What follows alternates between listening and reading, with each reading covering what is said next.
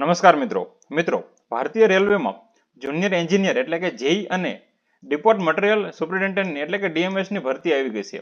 કુલ 3993 જગ્યાઓ પર ભરતી આવી ગઈ છે.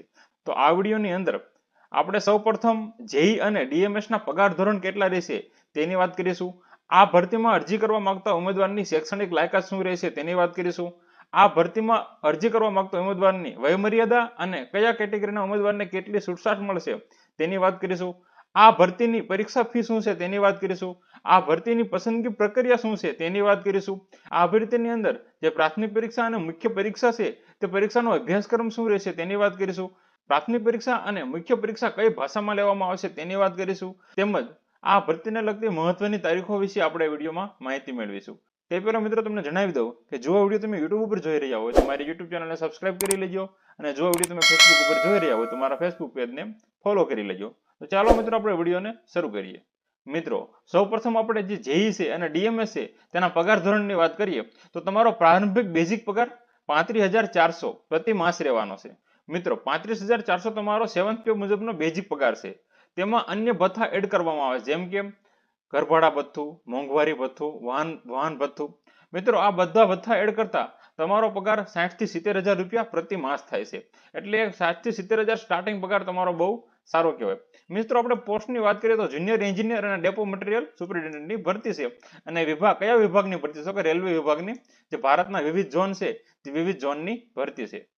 મિત્રો હવે આ ભરતીમાં અરજી કરવા માંગતા ઉમેદવારની શૈક્ષણિક લાયકાત શું હોવી જોઈએ તેની વાત કરીએ તો જો તમે જુનિયર એન્જિનિયર એટલે કે જેઈ તરીકે અરજી કરવા માંગતા હોય તો માન્ય યુનિવર્સિટીમાંથી સંબંધિત એન્જિનિયરિંગ કોર્સમાં તમે 3 વર્ષનો ડિપ્લોમા કોર્સ કરેલો હોવો જોઈએ. એટલે કે તમે જે ફિલ્ડમાં એન્જિનિયરિંગ કરેલું હોય, ડિપ્લોમા કરેલું હોય તો એ ફિલ્ડમાં તમે અરજી કરી શકો છો.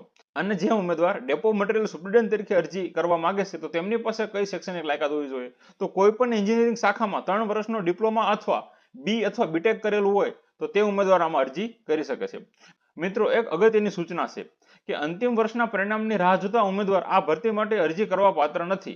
એટલે કે 13 સપ્ટેમ્બર 2026 સુધીમાં જેની ડિગ્રી પૂરી થઈ ગઈ હોય, જેનું ડિપ્લોમા પૂરું થઈ ગયું હોય તે ઉમેદવાર જ આમાં અરજી કરી શકે છે.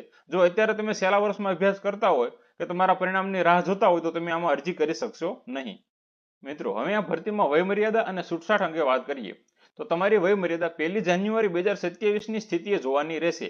એટલે કે 1 જાન્યુઆરી 2027 ના રોજ તમારી સામાન્ય કેટેગરીના ઉમેદવારની ઉંમર 18 વર્ષથી 33 વર્ષની વચ્ચે હોય તો તે અરજી કરી શકે છે. પરંતુ જો તમે ઓબીસી નોન ક્રિમિનલ ધરાવો છો તો તમને 3 વર્ષની છૂટછાટ મળવાપાત્ર છે. એટલે કે તમે 36 વર્ષ સુધી અરજી કરી શકો છો. જો તમે એસસી એસટી ઉમેદવાર છો તો તમને 5 વર્ષની છૂટછાટ મળવાપાત્ર છે. એટલે કે તમે 38 વર્ષ સુધી અરજી કરી શકો છો. જે મિત્રો પીડબ્લ્યુબીડી એટલે કે દિવ્યાંગ ઉમેદવાર અને એક્સ સર્વિસમેન હોય તો તેમને સરકારના નિયમો અનુસાર વધારાની છૂટછાટ મળવાપાત્ર રહેશે. મિત્રો હવે આ ભરતીની જે પરીક્ષા ફી છે અને રિફંડની માહિતી છે તેની વાત કરીએ તો તમામ ઉમેદવારો એટલે કે જનરલ અને ઓબીસી ના તમામ ઉમેદવારો હોય તો તેમને 500 રૂપિયા પરીક્ષા ફી ભરવાની છે. જો તમે સીબીટી 1 એટલે કે પ્રથમ પરીક્ષા આપો છો તો તમને 400 રૂપિયા બેંક ચાર્જ કાપીને રિફંડ આપવામાં આવશે. જ્યારે એસસી એસટી એક્સ સર્વિસમેન, પીડબ્લ્યુબીડી, મહિલા અને ઈબીસી અને લઘુમતી જે આટલા કેટેગરીના ઉમેદવારો હોય તેમને ફક્ત 250 રૂપિયા જ અરજી ફી ભરવાની છે. અને સીબીટી 1 આપ્યા બાદ તમને 250 રૂપિયા તમારા બેંક ચાર્જ કાપીને રિફંડ કરી દેવામાં આવશે. રિફંડ માત્ર એ જ ઉમેદવારને મળશે જે પ્રથમ તબક્કાની પ્રાથમિક પરીક્ષા એટલે કે સીબીટી 1 માં હાજર રહેશે. જો તમે સીબીટી 1 આપશો તો જ તમને રિફંડ મળશે. જો સીબીટી 1 માં તમે ગેરહાજર રહેશો તો તમને પરીક્ષા ફી પરત મળશે નહીં. મિત્રો હવે આ ભરતીની પસંદગી પ્રક્રિયા જોઈ લઈએ જે 4 તબક્કામાં વહેંચાયેલી છે. મિત્રો પ્રથમ તબક્કો એટલે કે સીબીટી લેવામાં આવશે જેને કમ્પ્યુટર આધારિત હશે અને જેને આપણે પ્રાથમિક પરીક્ષા કહીએ છીએ. મિત્રો પ્રાથમિક પરીક્ષામાં જેટલા ઉમેદવાર બેસશે તેમાંથી કુલ જગ્યાના 15 ગણા ઉમેદવારને સીબીટી 2 એટલે કે મુખ્ય પરીક્ષા માટે બોલાવવામાં આવશે. મુખ્ય પરીક્ષા પણ કમ્પ્યુટર આધારિત લેવામાં આવશે. મિત્રો મુખ્ય પરીક્ષાના આધારે એક મેરિટ લિસ્ટ તૈયાર કરવામાં આવશે અને જે ઉમેદવાર શોર્ટ લિસ્ટ થશે એટલે કે જે ઉમેદવાર સિલેક્ટ થશે તેના ડોક્યુમેન્ટ વેરિફિકેશન માટે બોલાવવામાં આવશે. એટલે કે દસ્તાવેજ ચકાસણી માટે બોલાવવામાં આવશે. અને એમાં પણ સિલેક્ટ થાય છે એને મેડિકલ એક્ઝામિનેશન એટલે કે મેડિકલ કરાવવા માટે બોલાવવામાં આવશે. અને આ 4 સ્ટેજમાંથી તમે પાર નીકળો છો તો તમને આ નોકરી આપવામાં આવશે. મિત્રો હવે આપણે જે તબક્કો 1 છે એટલે કે સીબીટી 1 છે પ્રાથમિક પરીક્ષા અને મુખ્ય પરીક્ષા એના અભ્યાસક્રમની વાત કરીએ તો સૌપ્રથમ આપણે પ્રાથમિક પરીક્ષાના અભ્યાસક્રમની વાત કરીએ તો 15 ગુણનું સામાન્ય જાગૃતિ એટલે કે જનરલ અવેરનેસ એટલે કે જીકે પૂછાશે. 30 ગુણનું ગણિત પૂછાશે, 30 ગુણનું સામાન્ય વિજ્ઞાન પૂછાશે અને 25 ગુણનું સામાન્ય બુદ્ધિમત્તા અને તર્ક એટલે કે રીઝનિંગ પૂછાશે. આ થયો પ્રાથમિક પરીક્ષાનો અભ્યાસક્રમ. કુલ 100 પ્રશ્નો હશે અને 90 મિનિટમાં તમારે તેના જવાબ આપવાના રહેશે. મિત્રો, નેગેટિવ માર્કિંગની વાત કરીએ તો દરેક ખોટા જવાબ માટે 1/3 તમારા ગુણ કપાશે. એટલે કે જો તમારો એક પ્રશ્ન ખોટો પડશે તો 0.33 તમારા મેળવેલ ગુણમાંથી બાદ કરવામાં આવશે.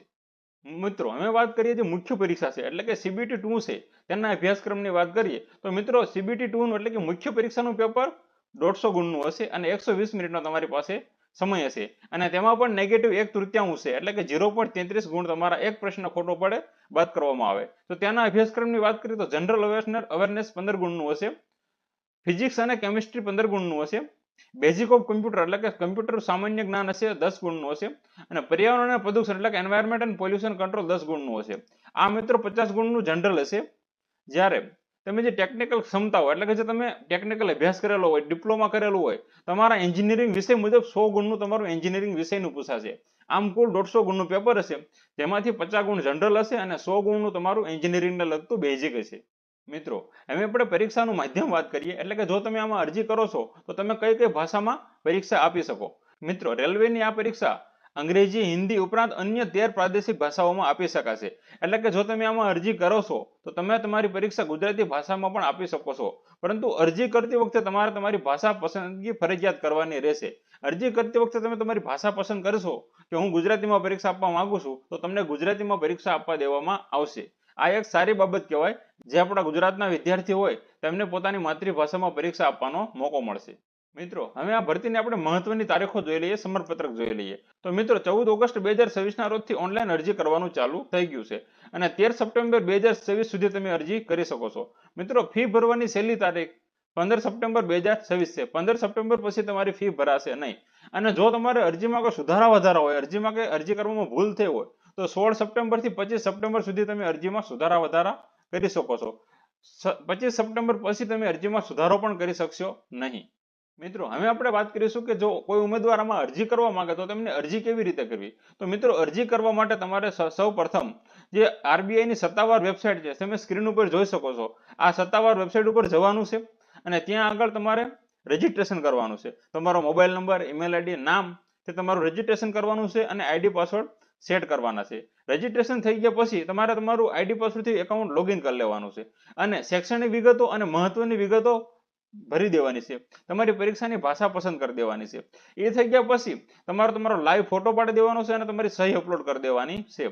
બધી વિગત ભરાઈ જાય, લાઈવ ફોટો પડી જાય, સહી અપલોડ થઈ જાય પછી તમારે ઓનલાઈન ફી ભરી દેવાની અને ઓનલાઈન ફી ભરી જાય પછી તમારે તમારી અરજીને સબમિટ કરી દેવાની છે અને અરજીની પ્રિન્ટ અને ઓનલાઈન ફી ભર્યાની પહોંચની પ્રિન્ટ કાઢી લેવાની છે.